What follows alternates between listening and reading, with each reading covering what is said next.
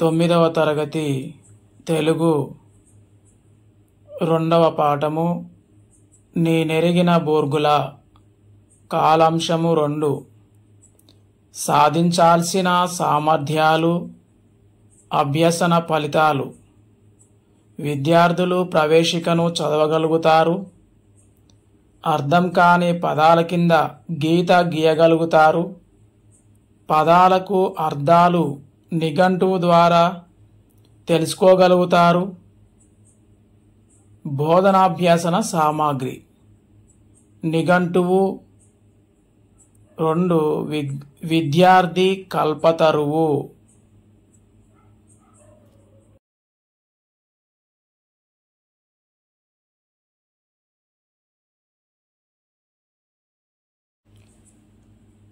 పిల్లలు బాగున్నారా? నిన్నటి క్లాసులో చెప్పుకున్నటువంటి ప్రశ్నలకు సమాధానం చెప్పండి. హైదరాబాదు రాష్ట్ర తొలి ముఖ్యమంత్రి ఎవరు? నేనెరిగిన బూర్గుల పాఠము ఏ ప్రక్రియకు చెందినది? భారతదేశ ఆర్థిక సంస్కరణల పితామహుడు ఎవరు? పివి నరసింహారావు గారి ఆత్మకథగా ప్రసిద్ధి పొందిన గ్రంథం ఏది?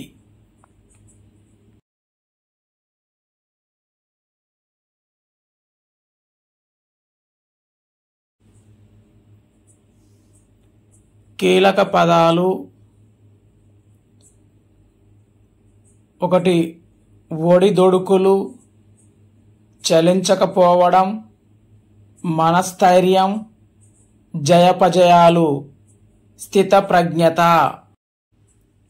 ఉపాధ్యాయుని ఆదర్శ పఠనం.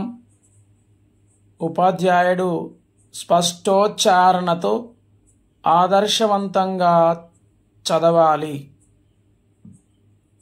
వ్యక్తిగత పఠనం. ప్రవేశికను విద్యార్థులు స్పష్టోచ్చారణతో చదవగలుగుతారు. అర్థ సంగ్రహణం. విద్యార్థులు ప్రవేశికను చదివి అర్థం కాని పదాల కింద గీత గీస్తారు. గీత గీసిన పదాలకు నిఘంటువు లేదా పద విజ్ఞాన పట్టిక ద్వారా అర్థాలు తెలుసుకోగలుగుతారు. నేనెరిగిన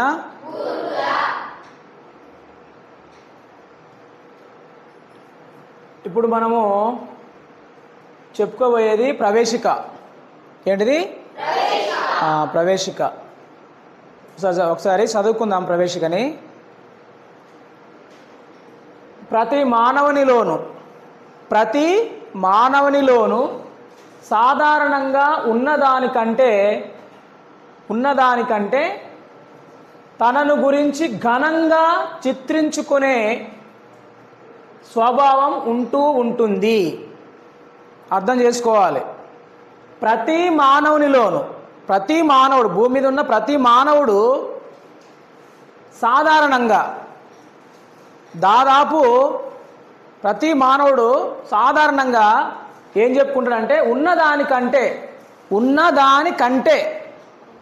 ప్రతి మానవునిలో ఉన్నదానికంటే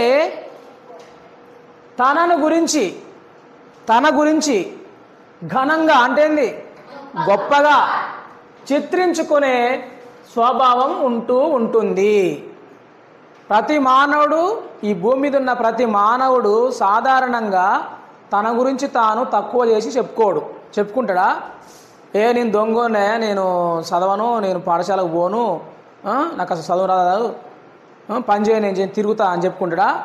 తన గురించి తాను ఎప్పుడైనా చెడుగా చెప్పుకోడు. ఉన్నదానికంటే ఎక్కువ చెప్పుకుంటాడు. వాడు బడికి రాకుండా బడికి పోతా అంటాడు, పని చేయకుండా పని చేస్తున్నా అంటాడు. ఇట్లా ఉన్నదానికంటే ఎవరైనా ఏ మానవుడైనా కానీ తక్కువ చేసి చెప్పుకోడు. ఉన్నదానికంటే ఇంకా 10 రెట్లు ఎక్కువనే చెప్పుకుంటాడు, దాన్ని గొప్పగా చెప్పుకుంటాడు. కాబట్టి అందుకు భిన్నంగా ప్రవర్తించేవారు బహు అరుదుగా ఉంటారు. అంటే ఉన్నట్టు చెప్పుకునే వాళ్ళు చాలా తక్కువ మంది ఉంటారు సమాజంలో. నేను వాస్తవానికి నేను బడికి పోలే ఈరోజు, నేను చదవలేదు ఈరోజు, లేదా మా అమ్మ నా పని చెప్పిన చేయలేదు ఈరోజు అని అట్లా ఉన్నది వాస్తవాలు ఒప్పుకోవడము చాలామంది, తక్కువ మంది ఉంటారు. అంటే ఉన్నది ఉన్నట్టు చెప్పుకోవడం, ఉన్నది ఉన్నట్టు చెప్పుకునే వాళ్ళు చాలా అరుదుగా. అందుకని ఇక్కడ ఇందుకు భిన్నంగా ప్రవర్తించేవారు బహు అరుదుగా ఉంటారు. ఇందుకు భిన్నంగా అంటే ఏంది? పైన ఏముంది? ప్రతి మానవుడు తన గురించి తాను ఉన్నదానికంటే గొప్పగా చెప్పుకుంటాడు. కానీ ఇక్కడ అంటే అందుకు భిన్నంగా ప్రవర్తించేవారు చాలా తక్కువ మంది ఉంటారు అని అర్థం. రకరకాల ఒడిదొడుగులను ఎదుర్కొన్న విపత్కర పరిస్థితులు సేనావాహినిలా చుట్టుముట్టిన చలించకపోవడం, మనస్థైర్యాన్ని సమచిత్తాన్ని విడనాడకపోవడం గొప్పవారికే సాధ్యమవుతుంది. ఏందంట ఇక్కడ? రకరకాల ఒడిదొడుగులను, మన జీవితంలో రకరకాల ఒడిదొడుగులు వస్తాయి, ఇబ్బందులు వస్తాయి. రకరకాల ఒడిదొడుగులను ఎదుర్కొన్న విపత్కర పరిస్థితులు సేనావాహినిలా చుట్టుముట్టిన, అంటే మన జీవితంలో రకరకాల ఒడిదొడుగులు, సమస్యలు, ఎన్నో రకాల చిక్కుములతో కూడినటువంటి ఇబ్బందులు వస్తాయి. అవన్నీ సేనావాహినిలా చుట్టుముట్టిన చలించకపోవడం అంటే ఏంది? భయపడకపోవడం. మరి మనస్థైర్యాన్ని అంటే ఆత్మవిశ్వాసము కోల్పోకపోవడం, ధైర్యంగా ఉండడం, మనసులో చాలా స్ట్రాంగ్గా ఉండడం, ధైర్యంగా ఉండడం, చలించకపోవడం. అయ్యో నాకు ఇలా అయింది కదా, నాకే ఇలా ఎందుకు జరుగుతుంది, నాకు ఇన్ని కష్టాలా, ఇన్ని బాధలా అని అట్లా సమస్యలు వచ్చినా కానీ, ఎన్ని వచ్చిన పరిస్థితులు ఎదురైనా కానీ, కష్టాలు వచ్చినా కానీ చలించకపోకుండా ధైర్యంతో ఉండడం. సముచిత్తాన్ని విడనాడకపోవడం గొప్పవారికి మాత్రమే సాధ్యమవుతుంది. అంటే ఎన్ని కష్టాలు వచ్చినా, ఇబ్బందులు వచ్చినా బాధపడకుండా మరి కష్టాలను తొలగించుకుంటూ మరి ముందుకు పోతూనే ఉంటారు. ఎవరికి సాధ్యమవుతుంది? మరి ఇది మాత్రము గొప్ప వాళ్ళకు మాత్రమే సాధ్యమవుతుంది. ఎన్ని కష్టాలు, ఇబ్బందులు వచ్చినా వాటిని నెట్టేసుకుంటూ, తొక్కుకుంటూ మరి ముందుకు పోతూ ఉంటారు. మరి గొప్పవారికి మాత్రమే సాధ్యమవుతుంది. పిరికి వాళ్ళకు సాధ్యమవుతుందా? పిరికి వాళ్ళకు సాధ్యం కాదు. పిరికి వాళ్ళకు సాధ్యం కానే కాదు. జయపజయాలను సమానంగా స్వీకరించడం. జయపజయాలు, అపజయాలు. జయం అంటే ఏంది? విజయం. జయం అంటే విజయం. అపజయం అంటే ఓటమి. జయాపజయాలు సమానంగా స్వీకరించడం అంటే ఓటమి జరిగినా కుంగిపోకుండా ఉండడం, విజయము వరించినా కానీ ఎక్కువగా పొంగిపోకుండా ఉండడం. అంటే ఓడిపోయినా గెలిచినా కానీ వాటిని ఏం చేయాలి? సమానంగా చూడాలి. ఓడిపోయినవని బాధపడొద్దు, గెలిచినవని పొంగిపోవద్దు. రెండింటిని సమానంగా స్వీకరించాలి. మరి మిత్రులు సైతం ద్రోహం తలపెట్టిన, ప్రత్యర్థులు దూషించినా సరే ఇవన్నీ ఆటలో భాగమేగా అని స్థిత ప్రజ్ఞతను ప్రదర్శించడం అందరికీ సాధ్యమవుతుందా? మరి ఇటువంటి వ్యక్తిత్వం కలిగిన వారు ఎవరు? ఈ పాఠం ద్వారా తెలుసుకోండి. ఇక్కడ జయపజయాలు సమానంగా స్వీకరించడం, మిత్రులు సైతం ద్రోహం తలపెట్టిన, ప్రత్యర్థులు దూషించినా సరే. ఇప్పుడు సమాజంలో బూర్గుల రామకృష్ణారావు హైదరాబాద్ రాష్ట్రానికి తొలి ముఖ్యమంత్రి అని చెప్పుకున్నాం.